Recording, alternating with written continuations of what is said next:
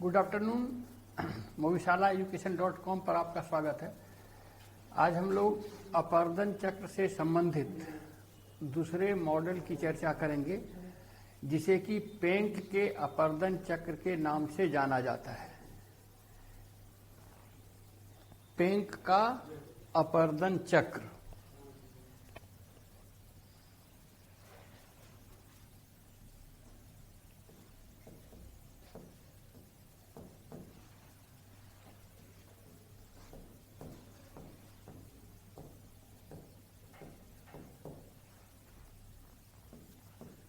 पेंक्स cycle of erosion.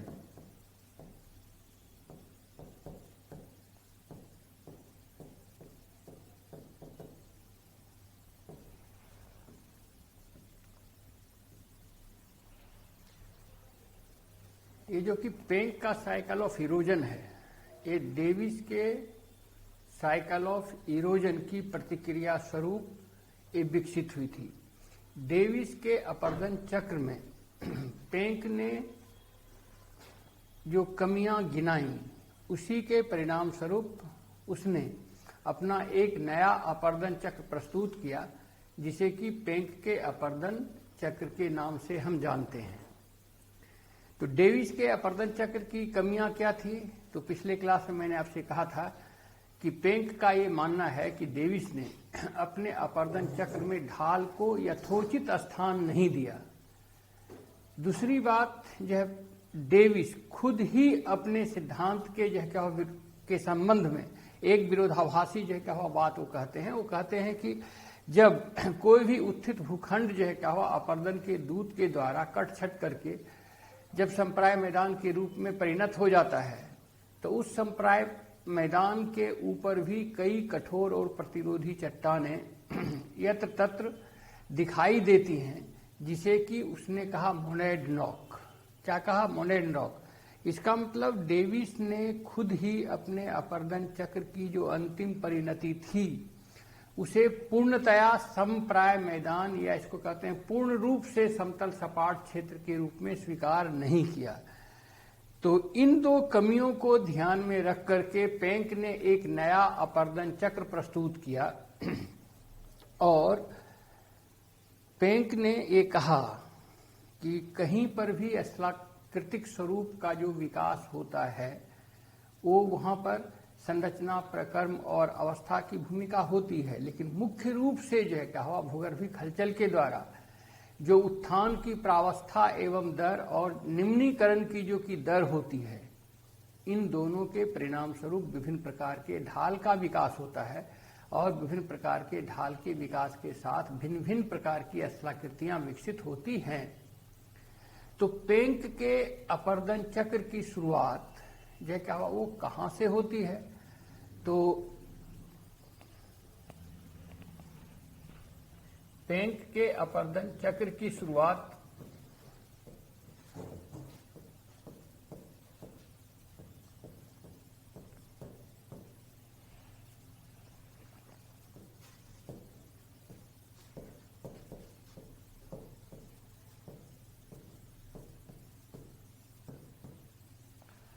एक आकृति विहीन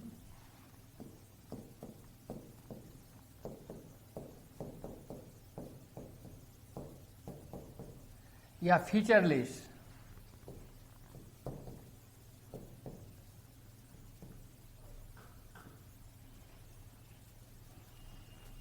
स्वरूप से किया।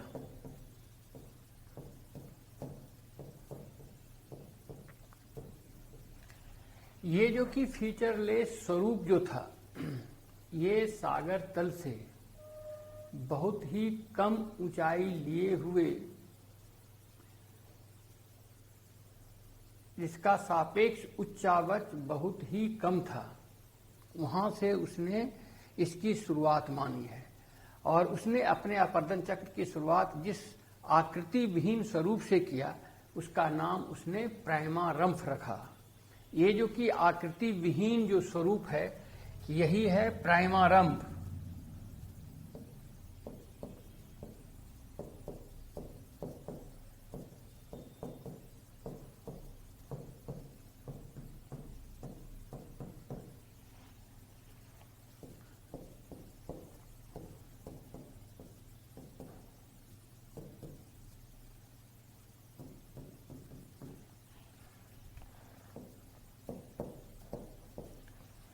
प्राइमारम्प मुख्य रूप से डेविस के पेनी प्लेन से मिलती जुलती स्थलाकृति है।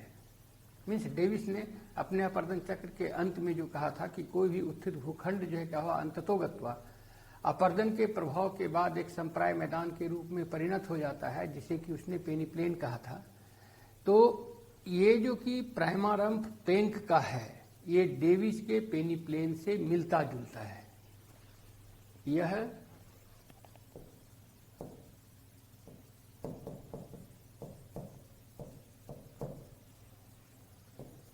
संप्राय मैदान या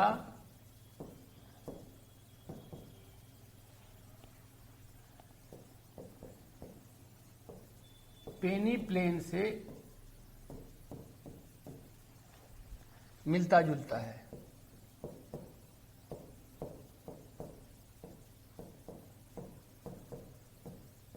इसका अर्थ क्या हुआ कि प्राइमारम्प जो है ये माध्य सागर तल से कुछ ऊंचाई लिए हुए होती है, और इस प्राइमारम्प का जो भाग होता है भूगर्भिक हलचल के द्वारा अलग अलग उत्थान से वो ऊपर उठता है, और फिर निम्नीकरण की दर जो कि अलग अलग होती है उसके द्वारा उसका निम्नीकरण होता है।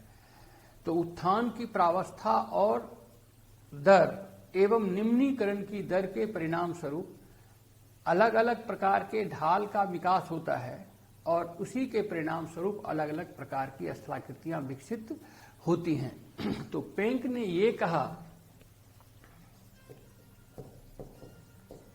पेंक के अनुसार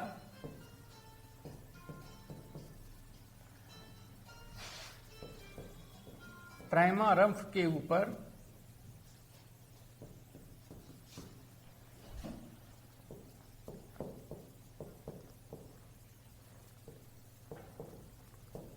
उत्थान की दर एवं प्रावस्था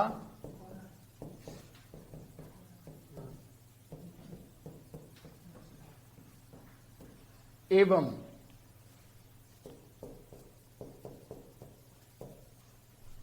निम्नीकरण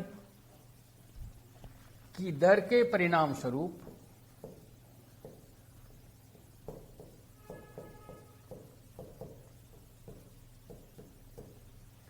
अलग अलग ढाल का विकास होता है।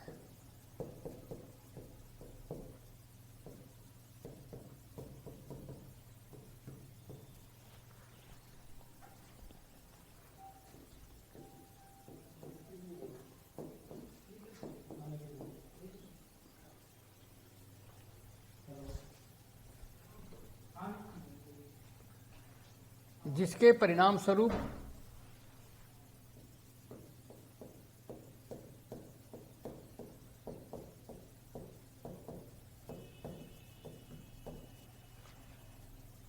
विभिन्न प्रकार के स्थलाकृतिक स्वरूप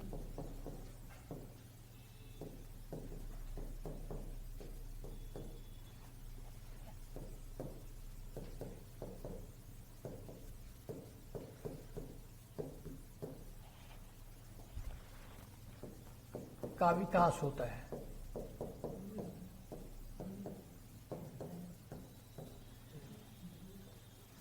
यदि हम सांकेतिक रूप से इसे अभिव्यक्त करना चाहें